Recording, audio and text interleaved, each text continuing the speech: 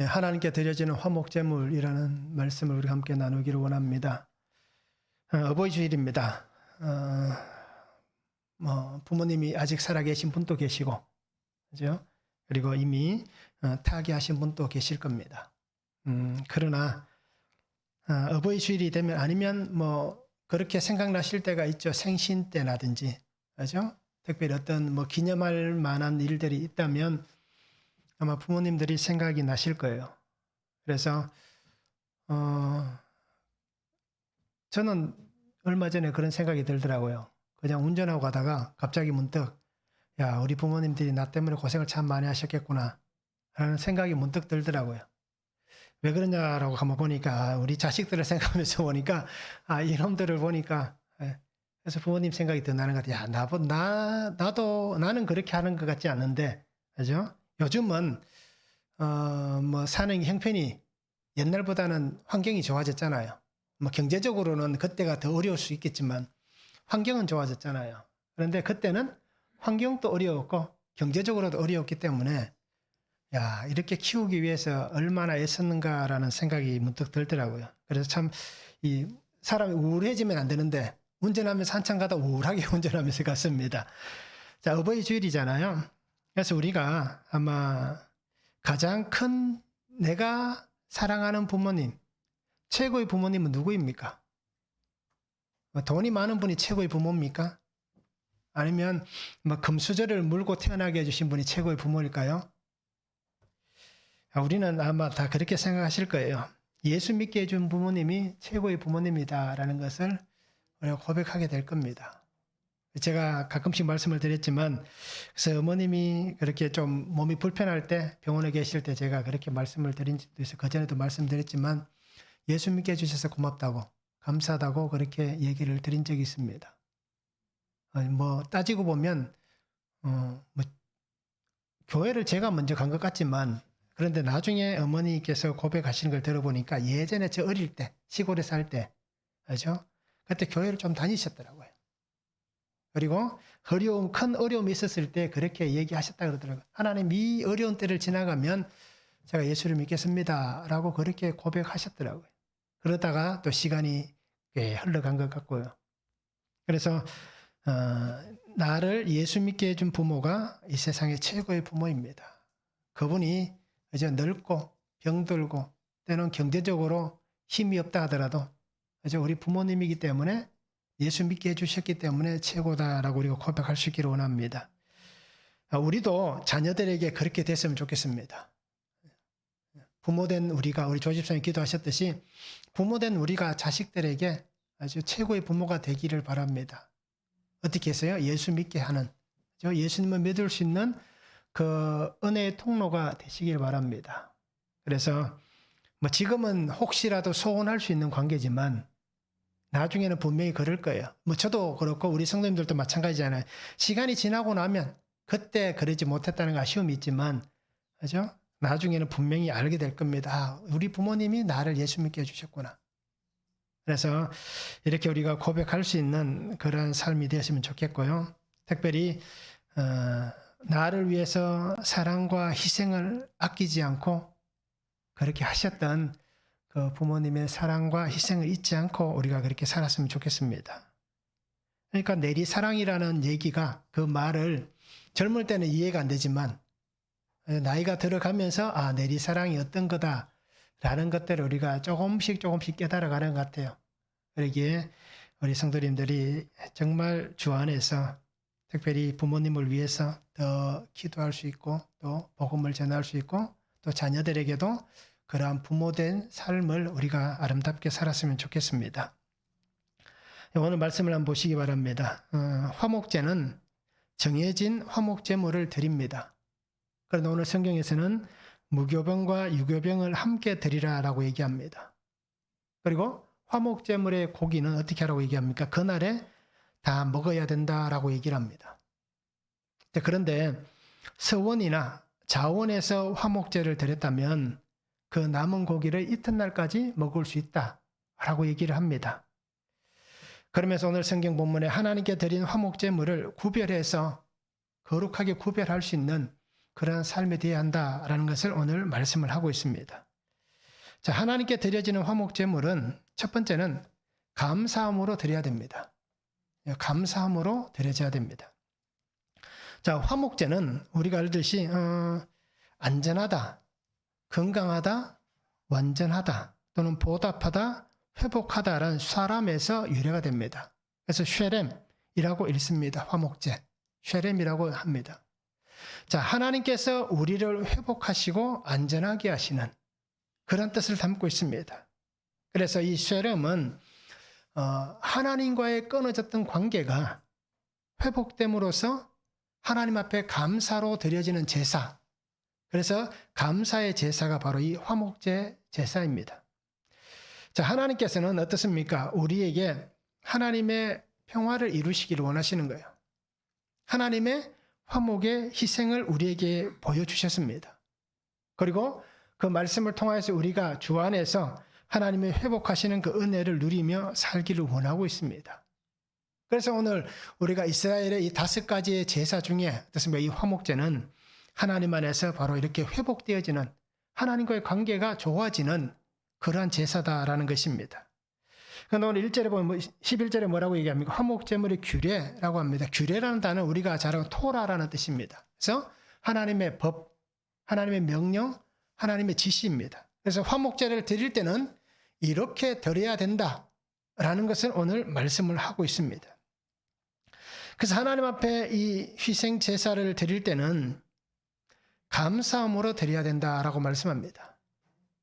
하나님이 나를 회복시켜 주시고 하나님이 나에게 은혜를 주시고 나를 강건하게 하시고, 그죠?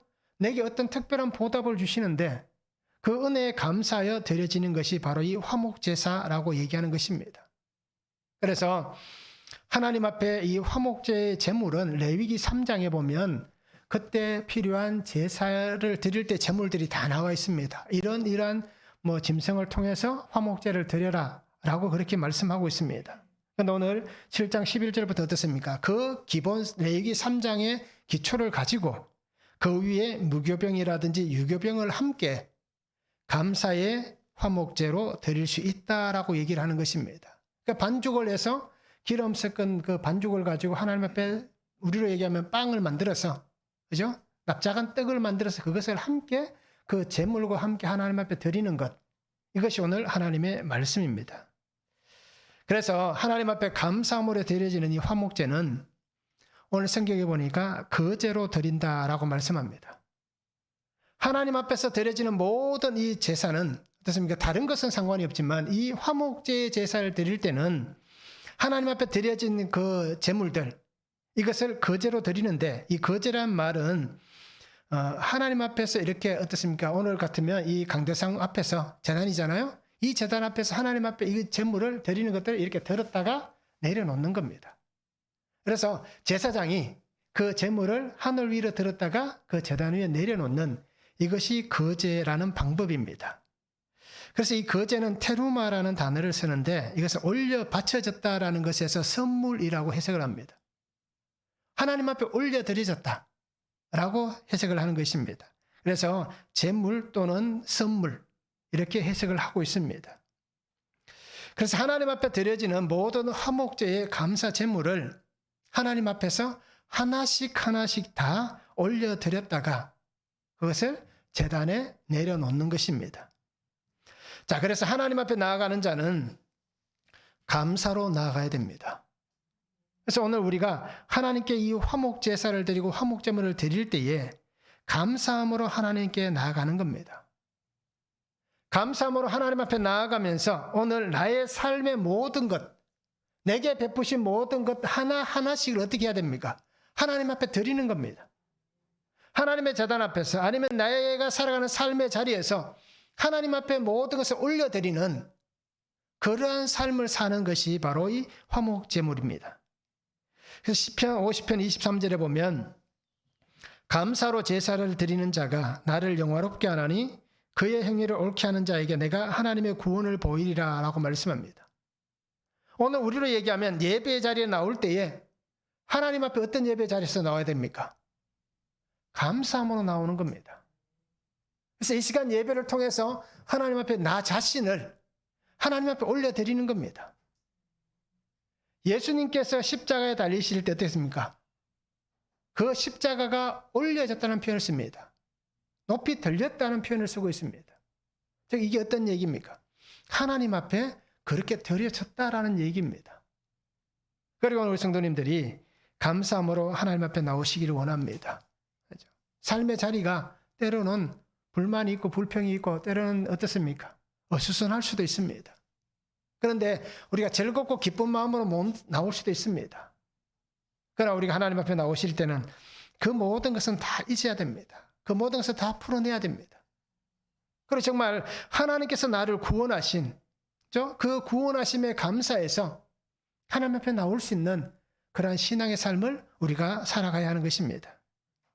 그래서 하나님은 나의 모든 삶을 받으시는 겁니다. 나는 숨길 수도 있고 아니면 어떻겠습니까? 드릴 것도 있고 감출 것도 있고 이렇게 구분할 수도 있지만 하나님은 다 받으시기를 원하시는 거예요. 남김없이 하나님은 다 받으시기를 원하는 겁니다. 오늘 우리가 분명히 잘 생각했으면 좋겠습니다. 내가 드리고 있는 예배가, 내가 섬기고 있는 봉사가, 내가 살아가는 모든 삶이 정말 감사한 삶인가? 감사하여 봉사하는가?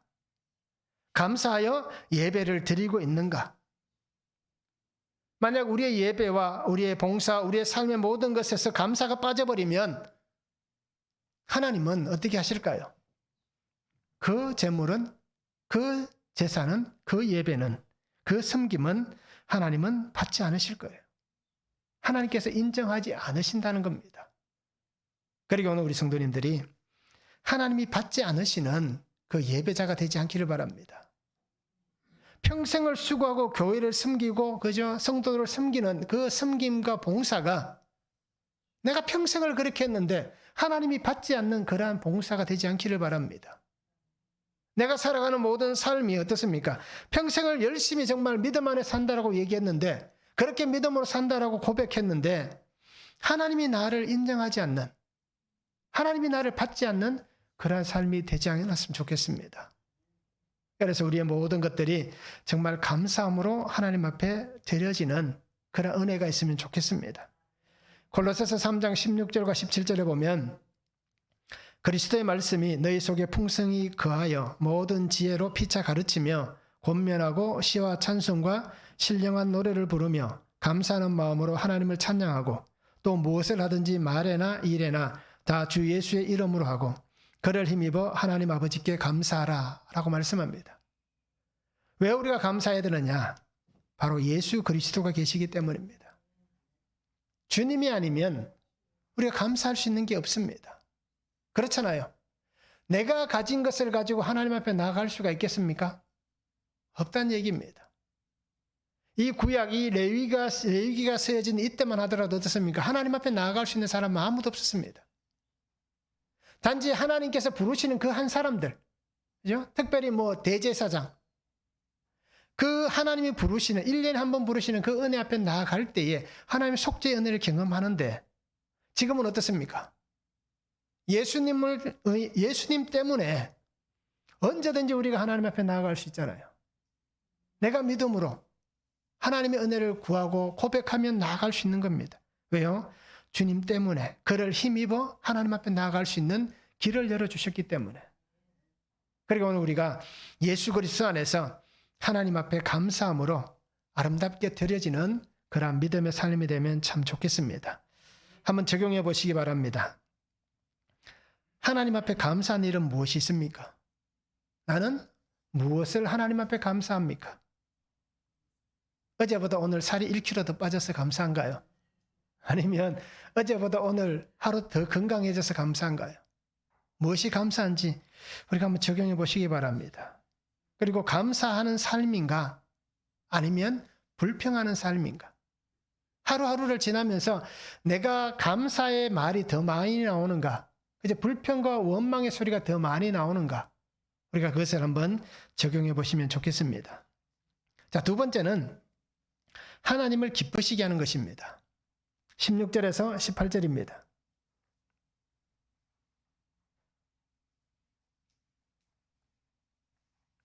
15절부터 읽겠습니다. 감사함으로 드리는 화목제물의 고기는 드리는 그날에 먹을 것이요 조금이라도 이튿날 아침까지 두지 말 것이니라. 그러나 그의 예물의 제물이 서원이나 자원하는 것이면 그 제물을 드린 날에 먹을 것이요 그 남은 것은 이튿날에도 먹되 그 제물의 고기가 셋째 날까지 남았으면 불사를지니 만일 그 화목제물의 고기를 셋째 날에 조금이라도 먹으면 그 제사는 기쁘게 받아들여지지 않을 것이라. 드린 자에게도 예물답게 되지 못하고 도리어 가증한 것이 될 것이며 그것을 먹는 자는 그 죄를 짊어지리라 라고 말씀합니다. 자, 화목제물의 고기를 드립니다. 화목제물을 드리잖아요. 그러면 그것에 대해서 오늘 하나님이 말씀합니다. 감사함으로 드린 화목제물의 고기는 어떻게 하라고 얘기합니까? 14절에 보면 그날에 먹으라라고 얘기합니다. 그죠? 그런데 오늘 하나님께서 말씀하신 것을 보면 서원이나 자원하여 드린 것이라면 이튿날까지 먹을 수 있다라고 얘기합니다. 자, 감사함으로 드린 화목제물의 고기는 그날 먹고 조금이라도 아침까지 남겨두지 마라 라고 말씀하고, 서원이나 자원하여 드린 것이라면 오늘 다 못 먹었으면 내일까지 먹어도 된다. 그런데 3일째 되는 날에는 먹지 말라라고 얘기를 합니다. 자, 감사와 서원, 자원 하여 드린 이 제사에 대해서, 예물에 대해서 왜 다르게 적용하실까요? 그 이유가 분명히 있지 않을까요? 왜 감사함으로 드린 제물은 하루 만에 다 먹어야 된다. 그러나 다 못 먹었으면 남은 것은 아침에 불태워야 된다라고 얘기를 하고, 서원하였거나 자원하였다면 오늘 다 못 먹으면 내일까지 먹고, 그리고 3일째 되는 날은 먹지 말고 불태워야 된다라고 얘기를 할까요? 자, 감사는 하나님의 전적 은혜에 의해 감사로 드려지는 겁니다. 자, 화목제물을 드리지만 하나님께서 내게 주신 은혜에 감사해서 화목제를 드리는 것은, 그죠? 하나님의 전적 은혜 때문에 드려지는 겁니다. 즉, 다르게 얘기하면 하나님의 구속하시고, 그죠? 하나님의 회복하시고, 하나님께서 긍휼하게 하시는 그 은혜가 있기 때문에 죽음의 자리에 있는 나를 하나님이 구속하셨다는 것. 죄 가운데 있는 나를 하나님이 구속하셨다는 것. 나의 삶의 자리에서 하나님과의 관계가 끊어졌었는데 하나님께서 그 관계를 회복해 주셨기 때문에 그 긍휼의 사랑에 감사해서 전적 은혜에 대한 표현으로 하나님 앞에 감사의 화목제를 드리는 겁니다. 그러기에 하나님 앞에 드려진 이 제물을 이튿날까지 두면 안 된다라고 얘기를 하는 거예요. 왜요? 하나님의 전적 은혜였기 때문입니다. 자, 그런데 서원이나 자원하여 드린 것은 어떻습니까? 하나님 앞에 내가 구하는 겁니다. 하나님, 내가 이렇게 서원합니다. 내가 이렇게 자원합니다. 우리로 얘기하면 그렇게 기도하는 겁니다. 서원하여 기도한 것입니다. 그러면 하나님께서 내가 구한 그 기도에 응답하셨다. 하나님께서 나를 도와주셨다. 내게 은혜를 주셨다. 내가 간절히 구했던 그 구함에 하나님의 놀라운 일이 일어났다라는 그 응답에 대한 감사로 드려지는 겁니다. 그래서 기도의 응답, 하나님의 응답하심 그 은혜에 감사하여 드려진 그 표현의 모습이 어떻습니까? 서원이나 자원하여 드린 화목제입니다. 그러면 왜 그것을 이튿날까지 먹을 수 있을까요?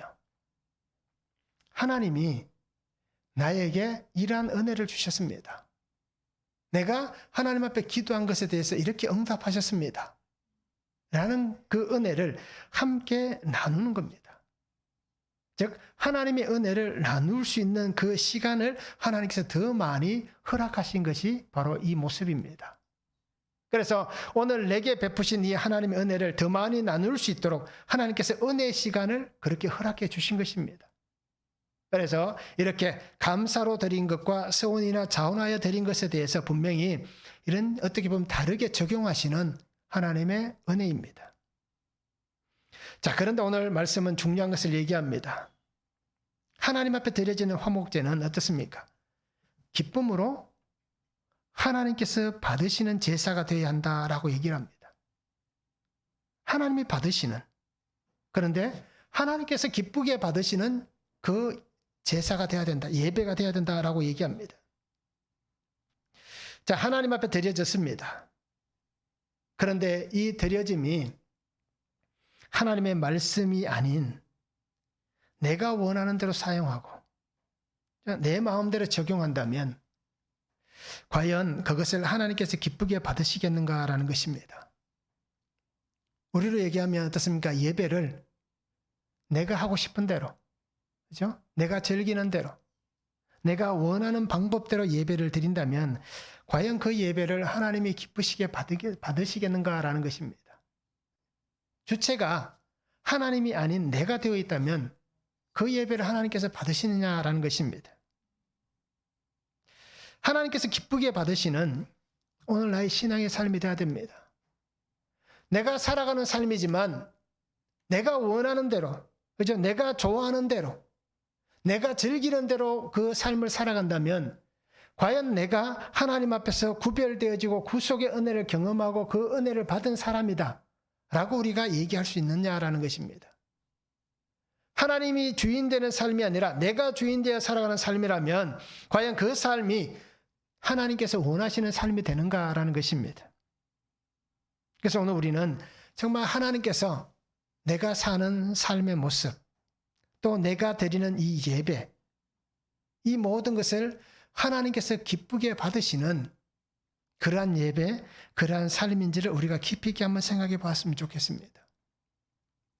평생을 예배 드렸지만, 그죠? 하나님의 은혜를 경험하지 못할 수도 있는 겁니다. 평생을 믿음이 있는 삶을 살아간다고 얘기하지만 그 삶에 평생 믿음이 없을 수도 있는 겁니다. 그래서 마지막 순간 어떻게 되겠습니까? 나는 너를 알지 못한다라고 우리를 책망하시고, 그죠? 쫓겨나는 그러한 인생이 될 수도 있다라는 것입니다. 그리고 오늘 우리가 분명히 한번 자신에게 되물어 보시기 바랍니다. 나는 하나님이 기쁘게 받으시는 예배를 정말 잘 드리고 있는가? 요한복음의 말씀을 통해서 보면 영과 진리로 내가 예배를 드리고 있는가? 내가 하나님이 기뻐하시는 사명자로서 복음을 맡은 자로서 정말 하나님이 내게 맡겨주신 그 사명을 잘 감당하며 살아가고 있는가? 나 자신에게 우리가 한번 물어보시면 좋겠습니다.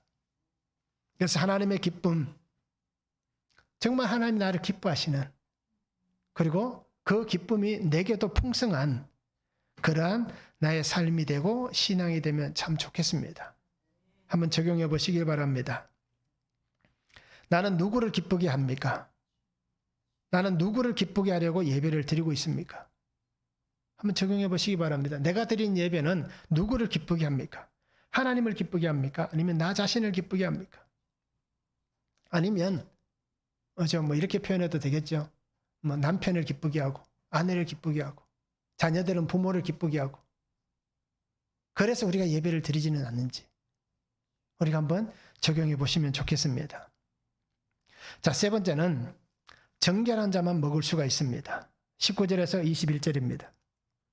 그 고기가 부정한 물건에 접촉되었으면 먹지 말고 불사를 것이라. 그 고기는 깨끗한 자만 먹을 것이니 만일 몸이 부정한 자가 여호와께 속한 화목제물의 고기를 먹으면 그 사람은 자기 백성 중에서 끊어질 것이요, 만일 누구든지 부정한 것 곧 사람의 부정이나 부정한 짐승이나 부정하고 가증한 무슨 물건을 만지고 여호와께 속한 화목제물의 고기를 먹으면 그 사람도 자기 백성 중에서 끊어지리라 라고 말씀합니다. 자, 화목제물에 먹는 것을 얘기합니다. 고기가 부정한 물건에 접촉되었으면 먹지 말라라고 얘기합니다. 그리고 불사르라라고 얘기합니다. 몸이 부정한 자도 먹지 말라고 얘기합니다. 누구라도 부정함으로 먹는 자는 백성 중에서 끊어질 것이다 라고 그렇게 말씀을 합니다. 왜 이렇게 말씀하실까요? 왜 부정한 자는 먹지 말라? 부정한 것에 접촉된 것은 먹지 말고 불살라라. 몸이 부정한 자는 먹어서는 안 된다. 왜 이렇게 말씀하실까요? 하나님께 드려진 것이기 때문입니다. 처음에 이 양이나 염소나 소를 가지고 올 때까지는 어떻습니까? 상관이 없었습니다. 그런데 이것이 하나님 앞에 제물이 되어 하나님께 속하여졌기 때문에 조금이라도 부정하면 먹어서는 안 된다라고 얘기를 하고 있습니다. 하나님의 것이기 때문에, 하나님에게 드려진 것이기 때문에, 하나님께서 구별하신 것이기 때문에, 하나님의 거룩한 성물이기 때문에 함부로 먹을 수가 없는 것입니다. 그래서 11절에 말씀하셨잖아요. 화목제물의 규례는 이러하니라. 그죠? 토라라고 말씀을 드렸잖아요. 하나님의 법, 하나님의 명령이다라고 말씀을 드렸습니다. 자, 자신의 부정을 알았습니다. 그러면 그 부정을 알았다면 정결하게 하지 않으면, 그죠? 그 제물을 먹을 수도 없다는 겁니다. 심지어는 부정한 자는 어떻게 합니까? 하나님 앞에 나와서 예배할 수도 없습니다. 정결 예식을 거쳐야만이 하나님 앞에 나올 수가 있다라고 말씀합니다. 그래서 다윗의 시에도 그렇게 등장하잖아요. 하나님 우슬초로 나를 정결케 해주십시오. 그러면 내가 깨끗해지겠습니다. 라고 하는 얘기가 바로 그런 일들입니다. 하나님 앞에 나아가기 위해서는 하나님께서 정하신 정결 예식을 따라서 나를 물로 씻든지 아니면 이렇게 짐승을 통하여서 속죄제, 속건제를 드리고 하나님 앞에 나와야 되는 것입니다. 그래서 부정을 알았다면 하나님 앞에 나올 수가 없는 겁니다. 레위기 11장 44절에 보면 나는 여호와 너희의 하나님이라 내가 거룩하니 너희도 몸을 구별하여 거룩하게 하고라고 말씀합니다. 그 베드로전서 1장 16절에도 얘기합니다. 내가 거룩하니 너희도 거룩할지어다 라고 말씀합니다. 그러니까 거룩하지 않으면, 정결하지 않으면 하나님 앞에 나올 수가 없는 겁니다. 하나님의 거룩의 은혜 안에 나아갈 수가 없는 것입니다. 자, 우리는 이러한 인생이었습니다. 그러기에 정결하지 못하였기에 하나님 앞에 나올 수 없었는데 하나님께서 우리를 구속하셨기 때문에, 십자가의 그 보혈로 우리를 씻어주셨기 때문에, 예수님께서 십자가의 죽으심을 통하여서 우리를 거룩하게 해주신 겁니다. 내가 거룩하니 너희도 거룩하라 라고 말씀하시는 이 은혜를 통해서 휘장이 찢어지는 그 은혜를 통해서 우리가 하나님 앞에 담대히 나아갈 수 있는 그 놀라운 은혜를 우리에게 주셨기 때문에 우리가 정결한 자가 되어서 하나님의 거룩의 은혜 안에 나아갈 수가 있는 겁니다. 그렇지만 우리가 살아가는 삶은 어떻습니까? 예수님께서 베드로에게 말씀하셨잖아요. 목욕한 자는 다 씻을 필요가 없다. 그냥 발만 씻으면 된다. 손만 씻으면 된다라고 얘기한 이유가 뭡니까? 우리가 사는 삶에 오염물이 묻잖아요. 우리가 죄를 짓잖아요. 우리에게 허물이 있잖아요. 그러면 그때그때 그것을 씻어내야 되는 겁니다. 자, 그와 같이 구속의 은혜를 받고 우리가 정결하게 되었지만, 그러나 우리는 어떻습니까? 하나님 앞에 드려진 그 고기가 부정한 물건에 접촉될 수도 있습니다. 그리고 우리 몸이 정결한 몸이지만 부정해질 수도 있는 겁니다. 그러기에 우리를 향해서 정결하게 하신 그 은혜 안에 살아가지만, 그러나 우리는 어떻습니까? 늘 오염이 묻는 그런 인생이기 때문에, 저도 그렇지만 우리 성도님들도 나는 지저분한 것이 하나도 없습니다. 나는 100% 깨끗합니다. 라고 얘기할 수가 없잖아요. 어제도 분명히 죄를 지었을 거고, 오늘 아침에도 눈 뜨자마자 죄를 지었을 수도 있습니다. 그러기에 우리는 정결하지 못합니다. 그러기에 하나님의 은혜 앞에 나아갈 수가 없는 거예요. 그래서 오늘 성경 뭐라고 얘기합니까? 자신을 정결하게 하지 않는 자는 백성 중에서 끊어질 수 있다라고 얘기합니다. 그런데 저의 표현이지만 끊어지지 않을 수도 있다가 아니라 이제 끊어질 수도 있다라고 표현한 것은 어떤 유동성을 두고 저는 표현하지만 성경은 뭐라고 얘기합니까? 끊어질 것이다. 그죠? 단호하게 성경은 얘기를 합니다. 그러나 저는 어떻습니까? 우리 성도님들은 어떻습니까? 그럴 수도 있을 것이다. 하와 같이. 그렇게 표현을 하고 있을 뿐입니다. 자, 백성 중에서 끊어진다는 것은 칼빈이 잘 얘기를 하고 있습니다. 하나님께서 이스라엘 백성으로부터 어떻습니까? 그 백성들이 끊어진다는 것은 율법의 보호를 받을 수 없는 상태가 될 것이다. 율법의 보호를 받을 수 없는 상태. 결국 더 나아가면 어떤 상태입니까? 하나님에게서 정말 잘려나가는 인생이 되는 겁니다. 율법의 보호는 어떤 보호입니까? 하나님께서 그는 내 백성이다 라는 것을 얘기하는데, 율법의 보호를 받지 못한다는 것은 너는 내 백성이 아니다 라고 얘기하는 것입니다. 그러니까 칼빈이 어떻게 보면 잘 얘기를 해주고 있는 것 같습니다. 그런데 우리는 어떻습니까? 이렇게 얘기할까요? 그러면 나는 알지 못하게 부지중이라는 표현이 나오잖아요, 성경에. 그러면 부지중에 이런 일이 생기면 어떻게 합니까? 내가 의도치 않았는데, 내가 원하지 않았는데 그냥 그런 일이 생기면 어떻게 합니까? 라고 얘기할 수 있습니다. 그런데 우리가 알듯이 레위기 4장이나 5장에 나와 있는 말씀들을 통해서, 또 레위기 11장부터 16장까지 나와 있는 말씀들을 통해서 보면, 또 어떻습니까? 모세 오경을 통해서 우리가 보면 우리가 이 문제에 대해서는 쉽게 이해가 될 수 있습니다. 부지중에 일어난 일이라 할지라도 하나님은 그것에 대해서 어떻게 얘기합니까? 분명히 사함을 받아야 된다라고 얘기를 합니다. 사함을 받아야 되는 것입니다. 자, 하나님 앞에서 나의 죄에 대한 정결을 우리가 이루어갈 수 있기를 원합니다. 허물에 대한 정결을 이루어가시기 바랍니다. 자, 하나님은 우리에게 매일 말씀을 통하여서 긍휼의 은혜를 주십니다. 그리고 매일 말씀을 우리가 묵상함을 통하여서 어떻습니까? 하나님의 정결케 하시는 그 우솔초의 은혜, 그죠? 보혈의 은혜를 통해서 씻음에 놀라운 일들을 이루어 주시는 겁니다. 그리고 우리는 예수 그리스도의 보혈의 은혜 안에서 하나님 앞에 나아갈 수 있기를 원합니다. 예수 그리스도의 보혈의 은혜 안에서 정결함으로 하나님이 오늘 또 내게 허락하신 하늘의 귀한 양식을 먹으며 그렇게 살아갈 수 있는 성도들이 되면 참 좋겠습니다. 한번 적용해 보시기 바랍니다.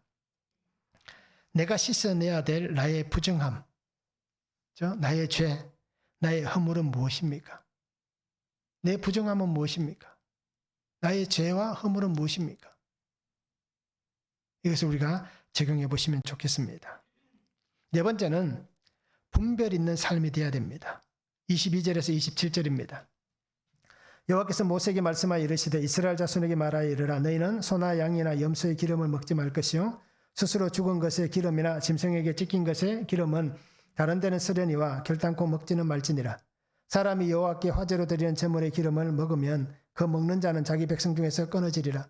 너희가 사는 모든 곳에서 새나 짐승의 피나 무슨 피든지 먹지 말라. 무슨 피든지 먹는 사람이 있으면 그 사람은 다 자기 백성 중에서 끊어지리라 라고 말씀합니다. 자, 화목 제물을 드린 그 제물에 대해서 어떻습니까? 먹을 것과 먹지 말아야 될 것에 대해서 분명히 하나님은 말씀합니다. 먹어야 될 것들이 있습니다. 그러나 반대로 먹지 말아야 될 것이 있습니다. 그리고 사용할 수 없는 것이 있는가 하면 다른 데 사용할 수도 있습니다. 자, 오늘 말씀과 비슷하게 신명기 32장 14절에 보면 이런 것들은 먹을 수 있다라고 그렇게 말씀을 합니다. 그래서 우리가 분명히 이런 것들을 잘 분별할 수 있는 그런 삶이 되어야 되는 겁니다. 자, 우리가 건강을 위해서도 어떻습니까? 내가 취하는 그 음식들이 어떻습니까? 나의 건강을 위해서는, 아니면 어떤 병 때문에라도 내가 이런 것들은 피해야 되고 이런 것들은 먹어야 된다라고 우리가 그 구분을 짓잖아요. 자, 그렇듯 하나님 앞에서 우리가 어떻습니까? 이렇게 먹어야 될 것과 먹지 말아야 될 것을 잘 분별했으면 좋겠습니다. 그래서 오늘 성경에 말씀합니다. 그죠? 앞에 부분들은 우리가 성경에 나와 있고 우리가 그 부분들에 대해서는 어떻게 보면 쉽게 이해할 수 있는 부분들입니다. 자, 그런데 오늘 또 한 가지가 뭡니까? 피를 먹지 말라고 얘기합니다. 자, 우리는 어떻습니까? 피를 참 즐겨 먹잖아요. 그죠? 선지를 참 좋아하잖아요. 그래서 아마 이것 말씀 때문에 선지를 안 드시는 분도 있을 거예요. 그런데 어떻습니까? 저도 가끔씩은, 요즘은 잘 먹질 않지만 가끔씩은 먹기는 먹습니다. 선지를 먹기는 먹는데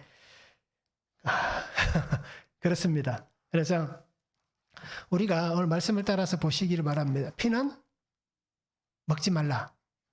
무슨 피든지 먹지 말라라고 얘기합니다. 왜 그러냐면 레위기 17장 14절에 보면 모든 생물은 그 피가 생명과 일체라. 그러므로 내가 이스라엘 자손에게 이르기를 너희는 어떤 육체의 피든지 먹지 말라. 모든 육체의 생명은 그것의 피인즉 그 피를 먹는 모든 자는 끊어지리라. 자, 피가 어떤 것을 얘기합니까? 생명이라고 얘기합니다. 자, 피를 먹는 것은 어떻게 보면 이방 사람들이 행하던 풍습이었습니다. 그래서 우리나라 사람들도 피를 참 많이 드시더라고요. 뭐 선지는 뭐 그래도 뭐 양호하니까 괜찮지만, 뭐 괜찮다는 표현은 죄송합니다만, 그런데 한 번씩 이렇게 가끔씩 보니까요, 뭐 사슴이나 노루를 잡으면, 그죠? 그 피를 바로 따끈따끈할 때 먹어야 몸에 좋다고 그걸 막 드시는 분들이 있더라고요. 그런데 어떻습니까? 아무 소용이 없습니다. 그렇죠? 정말 그게 몸에 좋을까요? 오히려 몸에 더 안 좋을 겁니다. 왜요? 그 피 속에 수없이 많은 기생충들이 존재하잖아요. 오히려 더 자신의 몸을 망가뜨릴 수 있는데 그것이 좋다고 먹는다는 겁니다. 자, 그 뜨거움은 바로 생명이란 겁니다. 그래서 하나님께서는 이방 사람들이 행하는 어떤 그런 주술적인 행위, 또 어떻게 보면 그는 자신들만의 어떤 종교적 행위, 그러한 행위를 통해서 이 피를 먹는 것, 그것을 이스라엘 백성들에게서는 금지를 시킨 것입니다. 자, 피를 먹는 것은 분명히 백성 중에서 끊어질 것이다 라고 얘기합니다. 왜 피를 먹는데 백성 중에서 끊어지느냐? 율법의 보호를 받지 못하느냐? 하나님의 주권에 대한 도전이기 때문입니다. 생명은 누가 만든 겁니까? 하나님이 만드신 겁니다. 이 땅의 모든 생명의 시작점은 하나님입니다. 그러기에 하나님이 만드신 그 생명을 자기의 손으로 해치고 그 해친 것을 자기가 먹는다 라는 것은 하나님의 주권에 도전하는 죄가 되기 때문에 결국 죄 때문에 끊어지게 되는 것입니다. 그럼 왜 피를 먹는 게 하나님에게 도전하는 범죄인가? 라고 우리가 그렇게 물을 수도 있잖아요. 왜 피 먹는 게 하나님, 그것이 왜 하나님을 향한 도전입니까? 라고 물어볼 수도 있습니다. 왜 그럴까요? 말씀드렸듯이 생명은 하나님의 소유이기 때문입니다. 창조자의 소유이기 때문입니다. 그러기에 이 피를 먹는 것은 분명히 하나님 앞에 도전하는 범죄가 되는 겁니다. 자, 그리고 피는 어떻습니까? 죄를 사하는 것입니다. 하나님은 이 피를 통해서, 그죠? 제단 앞에 나와서 그 짐승을 잡고 그 피를 제단에 바르고 또 제단 밑에 쏟고 하는 그 행위를 통하여서 하나님께서는 죄를 사해 주십니다. 그런데 이 피를 먹는다는 것은 어떻습니까? 죄 사함의 이 대속을 방해하는, 범하는 그러한 죄가 되기 때문입니다. 피는 희생의 대속입니다. 그래서 예수님께서 그 희생의 대속으로 죽으셨잖아요. 죄를 사하는 그 은혜를 주셨잖아요. 그런데 이 피를 먹는다는 것은 결국 어떻습니까? 예수님의 이 대속의 은혜를 파괴시키는 겁니다. 하나님께서 피를 통하여서 우리의 죄를 용서해 주시는데 그 생명의 피를, 하나님의 그 은혜의 피를 먹는다는 것, 결국 그것은 예수님의 그 희생의 은혜, 그죠? 그 십자가 대속의 은혜, 죄 사함의 은혜를 파괴시키는 겁니다. 그러기에 하나님은 하나님의 주권, 대속의 은혜, 그죠? 이것이 파괴되는 것을 원치 않습니다. 하나님의 사랑의 은혜 안에서 하나님 주신 이 사랑을 받아야 되는데 이 사랑을 받을 수 없는 인생들이 끊어질 수밖에 없다는 겁니다. 그러니까 우리 성도님들이 하나님의 은혜와 하나님의 사랑과 하나님의 보호를 받기를 원하신다면 우리의 삶을 통해서, 우리의 신앙을 통해서 분별할 수 있기를 원합니다. 오늘 우리가 분별해야 될 게 뭐가 있습니까? 오늘 우리가 먹어야 될 것과 먹지 말아야 될 것이 뭐가 있습니까? 이것을 우리가 잘 분별해 보시길 바랍니다. 신앙 생활하면서 유익이 되지 않는다면 다른 사람의 신앙을 어떻게 보면 혼란하게 만들고 다른 사람의 신앙을 어떻게 보면 무너지게 만드는 그러한 것들이 있다면 우리는 그런 것들을 먹지 않아야 된다는 겁니다. 나는 아무 거리낌이, 바울이 얘기하잖아요. 나는 아무 거리낌이 없으니까 먹어도 된다라고 얘기하지만 그러나 그것이 만약 믿음이 연약한 자가 보고 시험에 빠진다면 나는 먹지 않아야 된다라고 얘기하잖아요. 그러니까 스스로의 그 삶에서 우리가 이것을 잘 분별했으면 좋겠습니다. 그래서 하나님의 은혜를 붙잡고 특별히 말씀 안에서 분별해서 또 내가 해야 될 것과 하지 말아야 될 것을 우리가 분명하게 할 수 있는 그러한 삶이 되면 좋겠습니다. 우리가 이렇게 얘기할 수도 있을 거예요. 하나님 몰랐습니다. 다른 사람도 하잖아요. 그래서 나도 괜찮은 줄 알았습니다. 우리 교회 다니는 저 집사님도 하고 저 권사님도 하고 저 장로님도 하는데 어떤 우리 목사님도 하던데요. 그러니까 나는 하니까 괜찮은 줄 알고 저도 했는데요. 라고 하는 것도 소용이 없다는 겁니다. 그리고 그렇게 해도 큰 문제가 되지 않을 줄 알았습니다. 사소한 줄 알았습니다. 라고 얘기해도 안 되는 겁니다. 여러 가지의 이유와 외침은 결국 어떻습니까? 하나님 앞에서 자신을 더 비참하게 만들 뿐입니다. 그러니까 오늘 우리 성도님들이 정말 분별할 수 있는 신앙이 되었으면 좋겠습니다. 영적 분별도 있어야 되고, 그죠? 우리의 삶에 대한 분별도 있어야 되고, 이 분별을 가지고 정말 믿음 안에 그렇게 살았으면 좋겠습니다. 그래서 정말 하나님 앞에 드려지는, 그래서 하나님께서 기쁘게 받으시는 그러한 자녀됨의 삶을 우리가 살았으면 참 좋겠습니다. 한번 적용해 보시기 바랍니다. 나는 분별을 잘 하고 있습니까? 어떻습니까? 한번 적용해 보시기 바랍니다. 이 분별은 자신의 기준이 아닙니다. 그죠? 내 기준으로 분별하는 게 아니라 하나님의 말씀으로, 그죠? 하나님의 말씀으로 내가 분별을 잘 하고 있는지 한번 적용해 보시면 좋겠습니다. 자, 하나님은 우리와 화목을 이루셨습니다. 그래서 우리를 회복시켜 주셨습니다. 예수님의 십자가 구속의 은혜 안에서 하나님의 그 사랑으로 나를 구속해 주셨습니다. 그리고 우리는 하나님의 구속의 은혜를 받았으니 감사함으로 나아갈 수 있기를 원하고, 또 하나님이 기쁘게 받으시는 그러한 삶이 되면 좋겠습니다. 하나님이 나와 화목하셨듯이 이제는 내가 어떻게 해야 되겠습니까? 예수 그리스도의 그 화목하게 하시는 통로가 되시기 바랍니다.